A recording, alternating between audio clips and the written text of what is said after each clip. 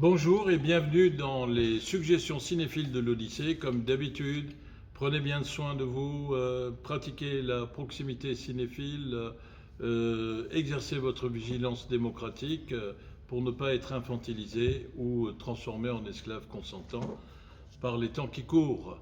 La suggestion d'aujourd'hui, c'est la suggestion cinéphile numéro 60, avec un film très beau, très émouvant, apparemment léger, mais en réalité extraordinairement profond, qui s'appelle Le Fanfaron de Dino Risi, Il Sorpasso, ce qui veut dire le dépassement, euh, le titre italien, avec plusieurs acteurs immenses, de très grande qualité. Vittorio Gassman dans le rôle de Bruno, euh, Jean-Louis Trintignant dans le rôle de Roberto, et Catherine Spaak, belle fille, belle actrice franco-belge qui était devenue très populaire en Italie.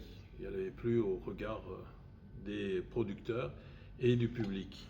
Et donc ce film date de 1962. L'argument du film, il est simple. Et j'ai oublié de dire, pardon, que le scénario avait été écrit par Dino Risi et un jeune qui va bientôt se lancer dans le cinéma, enfin il n'est pas encore réalisateur à part entière, qui s'appelle Ettore Scola. Donc il était à très bonne école de formation en quelque sorte. L'argument, il est simple.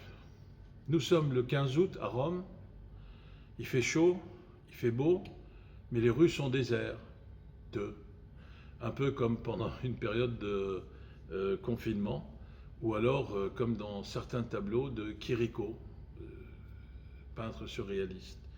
Et ça va être l'occasion, cette Rome aux rues désertes, va être l'occasion d'une rencontre aléatoire, imprévue, entre deux personnages, Bruno, qui a une Lancia et un klaxon. Vous voyez, il y a certains objets ou certains bruits qui sont des marques qui laissent leurs traces dans le 7e art.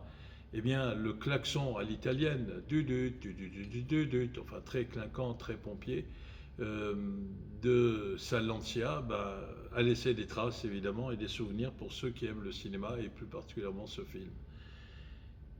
Bruno est un homme jeune, la quarantaine, beaucoup d'esbrouf et l'apparence de l'aisance et de l'aisance face à toutes les situations, dans une facilité à communiquer avec les gens et en réalité cette facilité à communiquer, cet esbrouf qu'il pratique avec beaucoup de maîtrise et d'assurance, eh bien, ne fait que cacher un être qui a une vie qui n'est pas aussi brillante qu'il pourrait y paraître et qui ne justifie pas l'envie qu'elle pourrait susciter auprès d'un regard superficiel.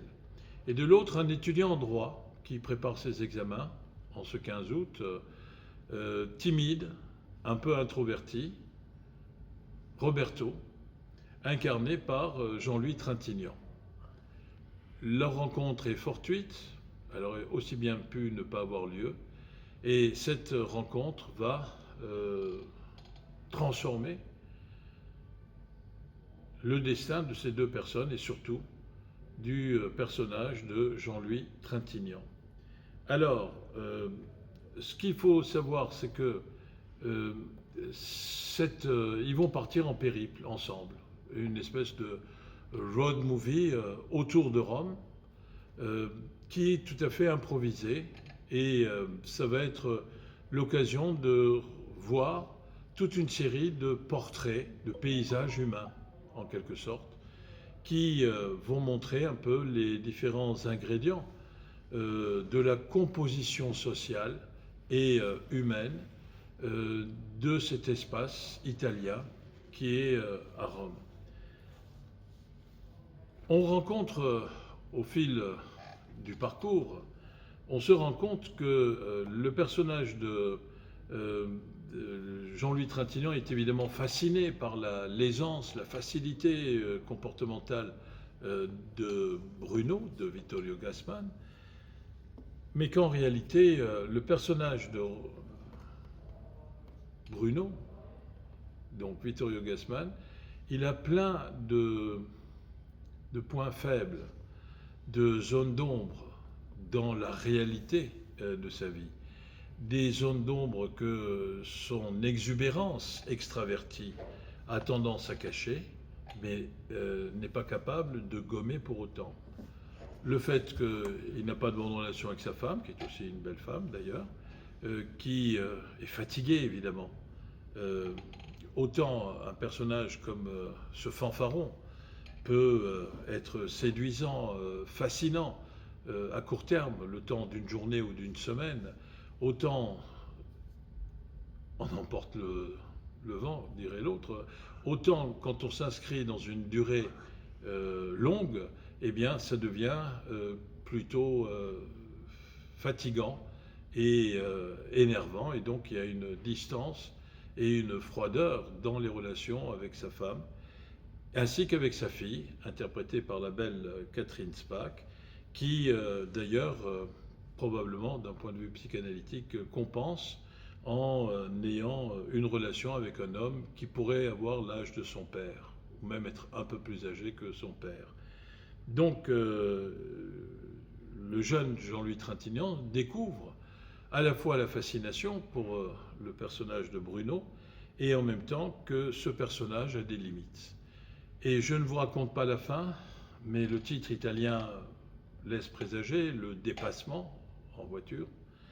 Ce que je veux dire, c'est que cette comédie, en réalité, est une comédie qui, en surface, mais qui renvoie à une grande tragédie. D'abord, la misère du vide existentiel que peuvent avoir certains personnages, qu'ils compensent par des mises en scène extraverties, comportementalistes, mais qui n'empêchent pas l'existence du vide.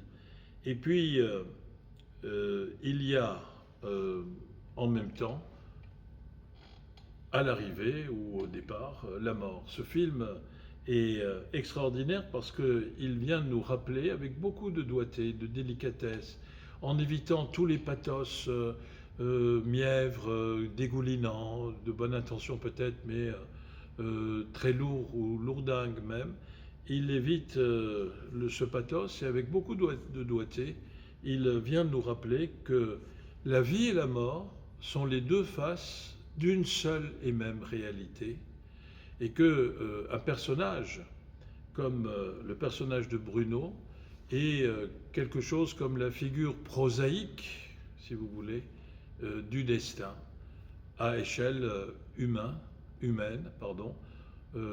humain, trop humain, comme pourrait le dire Nietzsche. Il y a une réplique qui, moi, résonne encore dans mes oreilles et dans mes yeux, parce que c'est une scène qui est une très belle scène. On évoque un chanteur italien qui était à la mode à l'époque, au début des années 60, Modugno, prononciation non garantie, et le personnage de Vittorio Gassman, Bruno donc, dit c'est quand même beau ce qu'il chante, il parle du désespoir, de la solitude, et comment ils appellent ce truc de l'incommunicabilité, comme dans le film L'Éclipse. Je me suis endormi, mais quel bon réalisateur, dit-il. Et c'est là une des secrets de la légèreté profonde de Dino Risi, c'est-à-dire qu'en une pirouette, il parle de choses sérieuses sans vouloir se prendre la tête de manière sérieuse et prétentieuse à jouer aux intellectuels. C'est un film qui parle de l'incommunicabilité, dit le personnage de Bruno. Je me suis endormi, mais quel bon réalisateur. En tout état de cause, Le Fanfaron est un superbe film qui nous fait parcourir toute la palette des sentiments, du rire à une réelle mélancolie face au caractère assurément paradoxal de la vie. Prenez bien soin de vous, à très bientôt, merci, au revoir.